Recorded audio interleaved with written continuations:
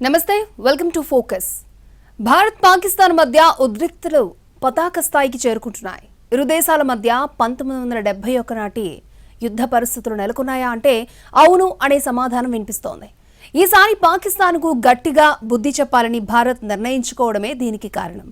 అటు పాకిస్తాన్ కూడా దాడుల్ని సమర్థవంతంగా తిప్పికొట్టేందుకు సిద్ధమవుతోంది. ఇంతకీ భారత్ దాడి చేస్తే ఎదురొడ్డి పాకిస్తాన్ నిలబడగలదా? ఇప్పటికే పీకల్లోతు ఆర్థిక సంక్షోభంలో ఉన్న పాకిస్తాన్ యుద్ధాన్ని తట్టుకోగలదా? పాకిస్తాన్కు గట్టిగా బుద్ధి చెప్పాలి. ప్రతి భారతీయుడు గొంతు నుంచి వినిపిస్తున్న మాటిదే. ఇక కేంద్ర ప్రభుత్వం కూడా పాకిస్తాన్కు గట్టిగా బుద్ధి చెప్పాలి అనే నిర్ణయానికి వచ్చేసింది. దాయాది బలమేంటే మరొకసారి మన జోలికి రావాలంటే భయపడేలా ఏం చేయాలని ఆలోచిస్తోంది. త్రివిధ దళాలతో కలిసి వ్యూహాలకు పదును పెడుతోంది. సరిహద్దులో యుద్ధ సన్నాహాలు జరుగుతున్నాయి. అరేబియా సముద్రంలో మన యుద్ధ నౌకలు భీకరంగా గర్జిస్తుంటే పాకిస్తాన్ గుండెల్లో రైళ్లు పరిగెడుతున్నాయి. భారత్ పాక్ సరిహద్దులో మన యుద్ధ విమానాల విన్యాసాలు పాక్ పాలకుల కాళ్లలో వణుకు పుట్టిస్తున్నాయి. త్రివిధ దళాధిపతులతో ప్రధాని మోడీ సమావేశమయ్యారంటే యుద్ధానికి ఆదేశిస్తారేమోనని బిక్కుబిక్కుమని చూస్తున్నారు దాయాది దేశ ప్రజలు. భారత్ పాక్ మధ్య ఉద్రిక్తతలు పతాక స్థాయికి చేరాయి. ఇరుపక్షాలు సైనికుల్ని సరిహద్దులకు తరలిస్తున్నాయి. కీలక ఆయుధాలను మోహరిస్తున్నాయి. దీంతో ఏ క్షణంలో యుద్ధం ముంచుకొస్తుందో తెలియని పరిస్థితి నెలకొంది. దశాబ్దాలుగా పాకిస్తాన్ ఆగడాలను సహిస్తూ వచ్చింది భారత్. కానీ ఇకపై ఏమాత్రం సహించే పరిస్థితిలో లేదు. పాకిస్తాన్పై ఎలాంటి చర్యలు తీసుకోవాలనే దానిపై కేంద్రం ముమ్మర కసరత్తు చేస్తోంది. సైనికాధికారులతో ప్రధాని నరేంద్ర మోడీ వరుస సమీక్షలు నిర్వహిస్తున్నారు. మరోవైపు త్రివిధ దళాల చేతికి కీలక ఆయుధాలు అందుతున్నాయి. త్రివిధ దళాల అధిపతులు, రక్షణ శాఖ కార్యదర్శులతో వరుస సమావేశాలు నిర్వహిస్తున్నారు ప్రధాని నరేంద్ర మోడీ. భద్రతా సలహాదారు అజిత్ దోవల్ కూడా ఈ భేటీల్లో పాల్గొంటున్నారు. ఢిల్లీలో గత 10 రోజులుగా ఈ తంతు నడుస్తోంది. భద్రతా సన్నద్ధత, సరిహద్దుల్లో పరిస్థితులపై వాళ్లతో చర్చించారు ప్రధాని. పాకిస్తాన్ బలం ఏమిటి, బలహీనతలు ఏమిటి, ఏ ప్రాంతంలో పాక్ బలగాలు మోహరించాయి, పాకిస్తాన్ ఎలాంటి ఆయుధాలను రంగంలోకి దించుతోంది, మనం దాడి చేస్తే పాకిస్తాన్ ప్రతిస్పందన ఎలా ఉంటుంది, దాన్ని మనం ఎలా ఎదుర్కోవాలి అనే అంశాలపై సమాలోచనలు జరుగుతున్నాయి. పాకిస్తాన్కు సహకరించే దేశాలేవి, మనకండగా నిలిచే వాళ్ళెవరు అనేది కూడా చర్చిస్తున్నారు. అలాగే ఇంటెలిజెన్స్ విభాగం నుంచి ఎప్పటికప్పుడు అందే కీలక సమాచారాన్ని కూడా విశ్లేషిస్తున్నారు. దీంతో పెహల్గాం దాడికి ప్రతీకారం ఎలా ఉండబోతుందా అనే ఉత్కంఠ నెలకొంది. పెహల్గాం ఉగ్రదాడి తర్వాత పాకిస్తాన్పై దేశవ్యాప్తంగా ఆగ్రహం పెల్లుబుకుతోంది. హిందువులు, ముస్లింలు, సిక్కులు అనే తేడా లేకుండా రోడ్లపైకొచ్చి నిరసనలు తెలుపుతున్నారు. ఉగ్రవాదుల మూలాలు పాకిస్తాన్లో ఉన్నాయి కనుక ఆ దేశానికి సరైన రీతిలో సమాధానం చెప్పాలనే డిమాండ్ సర్వత్రా వినిపిస్తోంది. కేంద్ర ప్రభుత్వ స్పందన కూడా ప్రజల ఆకాంక్షలకు తగ్గట్లుగా ఉంది.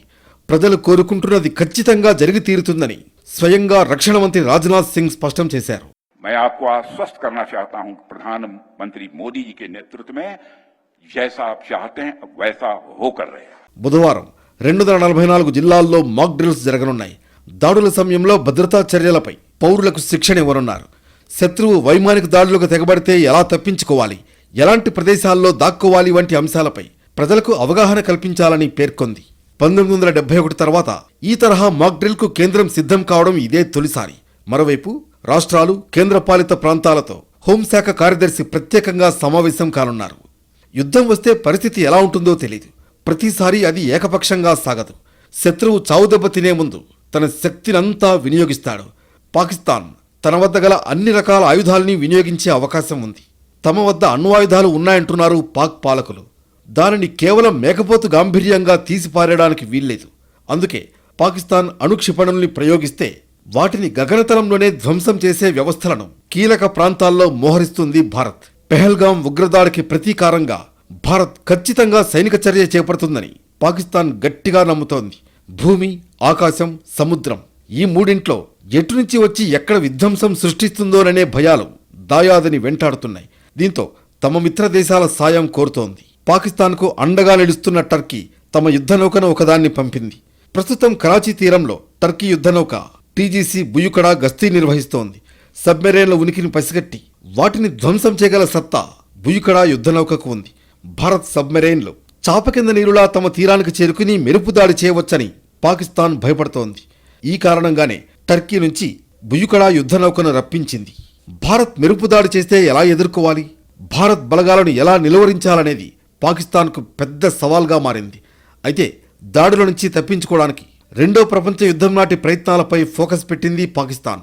పలు నగరాల్లో బ్లాకౌట్ వ్యూహాన్ని పాటిస్తోంది. నగరమంతటా దీపాలను ఆర్పేసి కొన్ని గంటల పాటు చీకట్లో గడిపారు జనం. రాత్రి సమయంలో ఇళ్లు, వీధుల్లో వేసే లైట్ల ఆధారంగా జనవాసాలను గుర్తించి బాంబులు వేసే అవకాశం ఉంటుంది. బ్లాకౌట్ పాటించడం ద్వారా దాడుల నుంచి తప్పించుకోవచ్చన్నది పాకిస్తాన్ వ్యూహం. ఇప్పటికే పాక్పై దౌత్య యుద్ధం ప్రారంభించింది భారత్. అంతర్జాతీయ వేదికలపైన పాకిస్తాన్ను ఎండగడుతోంది. ఉగ్రవాదాన్ని పెంచి పోషిస్తున్నందుకు ప్రపంచ దేశాల ఎదుట ఓ దోషిగా నిలబెట్టింది. ఇప్పటికే ఆర్థికంగా చితికిపోయిన పాకిస్తాన్ ఆర్థిక మూలాలను మరింత దెబ్బతీసేలా పావులు కదుపుతోంది. IMF నుంచి $1.3 బిలియన్ రుణం అందకుండా అడ్డుకునే పని ప్రారంభించింది. మొత్తానికి ఉగ్రవాదంపై ఉక్కుపాదం మోపడంతో పాటు పాకిస్తాన్ను కోరలు పీకేసిన పామును చేయాలని పట్టుదలగా ఉంది భారత్. దీంతో భారత్ ఎలాంటి నిర్ణయాలు తీసుకుంటుంది, వాటి పరిణామాలు, పర్యవసానాలు ఎలా ఉంటాయనే ఆందోళన సర్వత్రా నెలకొంది. ఏది ఏమైనా ఈసారి పాపాల పాకిస్తాన్కు గట్టిగా బుద్ధి చెప్పడం ఖాయమనే విషయం స్పష్టమవుతోంది. పాకిస్తాన్ ఎంతగా రెచ్చిపోతున్నా భారత్కు పరిమిత చర్యలకే ఎందుకు తోస్తోంది? ఉగ్రవాదం రూపంలో పరోక్ష యుద్ధం ప్రకటించిన దాయాదని కట్టడి చేయలేదు భారత్. ఇప్పటి వరకు పాక్కు కలిసొచ్చిన అంశాలేంటి? మనపై పనిచేసిన ఒత్తిళ్లేంటి? ఇప్పుడు పాక్కు అండగా ఉన్నవాళ్ళెవరు? పాకిస్తాన్ ఉగ్రవాదాన్ని పెంచి పోషిస్తోంది. ఈ విషయం ప్రపంచ దేశాలన్నింటికీ తెలుసు. కానీ పాకిస్తాన్ను ఎవరూ పల్లెత్తు మాట అనరు. పాకిస్తాన్లో హిందువులపై జరుగుతున్న ఆగడాలు అన్నీ ఇన్ని కాదు. కానీ వాటి గురించి ఏ దేశమూ ప్రశ్నించదు. భారత్లో పాక్ ఉగ్రవాదులు రక్తపుటేరులు పారిస్తుంటే ఈ ప్రపంచం ఎన్నడూ పట్టించుకోలేదు. కానీ పాక్ లేని భయం నటిస్తూ అమాయకత్వాన్ని ప్రదర్శించగానే అమెరికా, బ్రిటన్ లాంటి దేశాలు అండగా నిలబడిపోయేవి. అయితే అదంతా గతం. ఇప్పుడు పరిస్థితి పూర్తి భిన్నంగా ఉంది. ఇప్పటికే పాకిస్తాన్ అండగా నిలిచిన అనేక దేశాలు ఇప్పుడు భారత్కు మద్దతిస్తున్నాయి. ఉగ్రవాదాన్ని అణచివేయాల్సిందే అంటున్నాయి. ఇది పాకిస్తాన్కు మింగుడు పడడం లేదు. భారత్, పాకిస్తాన్ మధ్య ఉద్రిక్తతలను తగ్గించేందుకు పలు దేశాలు ప్రయత్నిస్తున్నాయి. అటు పాకిస్తాన్, ఇటు భారత్తో సఖ్యతగా ఉండే ఇరాన్ మధ్యవర్తిత్వం వహించేందుకు ముందుకొచ్చింది. యుద్ధం వద్దు, చర్చలతో సమస్యను పరిష్కరించుకుందామని ఇరాన్ సూచించింది. ఇరాన్ విదేశాంగ మంత్రి అబ్బాస్ అరాగ్చి పాకిస్తాన్లో పర్యటించారు. భారత్, పాకిస్తాన్ మధ్య ఉద్రిక్తతలు తగ్గించడానికి ప్రయత్నిస్తున్నట్లు తెలిపారు. తర్వాత భారత్లోనూ అబ్బాస్ అరాగ్చి పర్యటిస్తారు. ప్రధాని నరేంద్ర మోడీతో ప్రత్యేకంగా సమావేశమవుతారు. పెహల్గాం ఉగ్రదాడిని ఖండించిన ఐక్యరాజ్యసమితి ప్రధాన కార్యదర్శి యాంటోనియో గుటెరస్ ఇరు దేశాలు సంయమనం పాటించాలని భారత్, పాక్కు సూచించారు. ఈ అంశంపై యుద్ధం సరైన నిర్ణయం కాదన్నారు. ఉద్రిక్తతలు తగ్గించే దౌత్యాన్ని, శాంతిని పునరుద్ధరించేందుకు ఏ చర్యకైనా మద్దతిచ్చేందుకు సమితి సిద్ధంగా ఉందని తెలిపారు ఆయన. పెహల్గాం ఉగ్రదాడి తదనంతర పరిస్థితులపై ఐక్యరాజ్యసమితి భద్రతా మండలికి వివరణివ్వనుంది పాకిస్తాన్. ఉగ్రదాడి తర్వాత భారత్, పాక్ మధ్య ఉద్రిక్తతలు నెలకొన్నాయి. ఇలాంటి పరిస్థితుల్లో భారత్ చర్యలు, హెచ్చరికలను భద్రతా మండలి దృష్టికి తీసుకువెళ్లనుంది పాకిస్తాన్. భారత్, పాక్ల మధ్య ఉద్రిక్తతలు నెలకొనడంతో ప్రధాని నరేంద్ర మోడీకి ఫోన్ చేశారు రష్యా అధ్యక్షుడు పుతిన్. పెహల్గాం ఉగ్రదాడిని తీవ్రంగా ఖండించారు. ఉగ్రవాదంపై భారత్ జరుపుతోన్న పోరాటంలో తమ పూర్తి మద్దతు ఉంటుందని ప్రకటించారు. ఇరు దేశాల మధ్య ఉన్న ప్రత్యేక, వ్యూహాత్మక భాగస్వామ్యాన్ని మరింత బలోపేతం చేసేందుకు కట్టుబడి ఉన్నామని తెలిపారు. పెహల్గాం దాడిని తీవ్రంగా పరిగణిస్తున్న భారత్, పాకిస్తాన్కు ఎలా బుద్ధి చెప్పాలనే దానిపై వ్యూహాలు రచిస్తోంది. మరోవైపు అత్యాధునిక ఆయుధాలను యుద్ధభూమిలో మోహరిస్తోంది. తాజాగా DRDO, ఇండియన్ నేవీ సంయుక్తంగా అభివృద్ధి చేసిన మల్టీ ఇన్ఫ్లుయెన్స్ గ్రౌండ్ మైన్ MIGM-ను విజయవంతంగా ప్రయోగించాయి. ఈ అధునాతన అండర్ వాటర్ మైన్ సిస్టమ్ ఆధునిక స్టెల్త్ షిప్లు, సబ్మెరైన్లపై ఇండియన్ నేవీ సత్తాను పెంచుతోంది. త్వరలోనే ఇది ఇండియన్ నేవీకి అందనుంది. యుద్ధంలో కీలక పాత్ర పోషించే Pinaka multi barrel rocket launcher MBRL-ను కూడా త్వరలో సరిహద్దులో మోహరించనుంది భారత్. పూర్తి స్వదేశీ పరిజ్ఞానంతో దీన్ని DRDO అభివృద్ధి చేసింది. ఫైర్ పవర్, ఖచ్చితత్వం, స్కేలబిలిటీ పినాకా ప్రత్యేకతలు. కేవలం 44 సెకండ్లలో 72 రాకెట్లను ప్రయోగించగలదు. 60 కిలోమీటర్ల దూరంలో ఉన్న లక్ష్యాలను ఇది ఛేదించగలదు. ఒక్కో రాకెట్ 7 టన్నుల పేలుడు పదార్థాలను తీసుకెళ్తుంది. ఇప్పటికే రష్యా నుంచి కొనుగోలు చేసిన ఇగ్లా క్షిపణుల్ని సరిహద్దుల్లో మోహరించింది భారత్. స్వల్ప లక్ష్యాలను ఛేదించగల ఇగ్లా క్షిపణులతో డ్రోన్లు, హెలికాప్టర్లు, యుద్ధ విమానాల్ని కూల్చగలదు. పెహల్గాం ఉగ్రదాడికి ప్రతీకార చర్యగా జలయుద్ధం ప్రారంభించింది భారత్. ఇటీవల బాగ్లిహార్ డ్యాం నీటిని ఆపేసిన భారత్ తాజాగా సలాల్ డ్యాంను కూడా మూసివేసింది. ఈ 2 హైడ్రో పవర్ ప్రాజెక్టుల రిజర్వాయర్ల నీటి నిల్వ సామర్థ్యాన్ని పెంచేందుకు అవసరమైన పనులు మొదలుపెట్టింది. ఇప్పటికే సింధు జలాల ఒప్పందాన్ని భారత్ నిలిపివేసింది. నిల్వ సామర్థ్యం పెంచితే మాత్రం పాక్కు నీటి కరువు తప్పదు. సలాల్ డ్యాంను 1987లో ప్రారంభించింది. అలాగే బాగ్లిహార్ను 2009లో ప్రారంభించారు. పాకిస్తాన్ ఇప్పటికే పీకల్లోతు ఆర్థిక కష్టాల్లో ఉంది. భారత్తో యుద్ధం జరిగితే పాక్ పరిస్థితి మరింత దుర్భరం కానుందని ప్రముఖ రేటింగ్ ఏజెన్సీ మూడీస్ హెచ్చరించింది. వృద్ధి రేటు మందగించడంతో పాటు నిధుల సేకరణకు పాక్ ప్రభుత్వం చేస్తున్న ప్రయత్నాలకు ఆటంకాలు కలుగుతాయని తెలిపింది. మొత్తానికి భారత్ పాక్ మధ్య యుద్ధం కనుక జరిగితే పాకిస్తాన్ పరిస్థితి అధఃపాతాళానికి పడిపోవడం ఖాయమనే అభిప్రాయం వ్యక్తమవుతోంది. పాకిస్తాన్ చేసిన తప్పులకు లెక్కే లేదు. అయినా భారత్ సహిస్తూ వచ్చింది. అయితే ఇప్పుడు ఆ సహనం నశించింది. పెహల్గాంలో టూరిస్టుల్ని కాల్చి చంపడంతో ఉగ్రవాదాన్ని పెంచి పోషిస్తున్న పాకిస్తాన్ను ఎవరూ సమర్థించడం లేదు. మరి ఇప్పుడు ఏం జరగబోతుంది? భారత్ దాడి చేస్తే పాకిస్తాన్ ఎలా ఎదుర్కోబోతోంది? దేశ విభజన నాటి నుంచి పాకిస్తాన్ చెయ్యని పాపాలు లేవు. ఉగ్రవాదాన్ని పెంచి పోషిస్తూ వచ్చింది. జమ్మూ కాశ్మీర్లోకి ముష్కరుల్ని చొప్పించి దశాబ్దాలుగా మారణహోమం సృష్టిస్తూనే ఉంది. దాదాపు దేశంలోని అన్ని ప్రధాన నగరాల్లో పాక్ ప్రేరేపిత ఉగ్రవాదులు బాంబు దాడులు చేశారు. వేలాది మందిని పొట్టన పెట్టుకున్నారు. మన ఆర్థిక మూలాలను దెబ్బతీసేందుకు ముంబై నగరాన్ని అనేకసార్లు టార్గెట్ చేసింది పాకిస్తాన్. యుద్ధానికి ఏమాత్రం తీసిపోని రీతిలో 26/11 దాడికి తెగబడింది. అమాయక పౌరుల్ని చంపి రక్తపుటేరులు పారించింది కసబ్ గ్యాంగ్.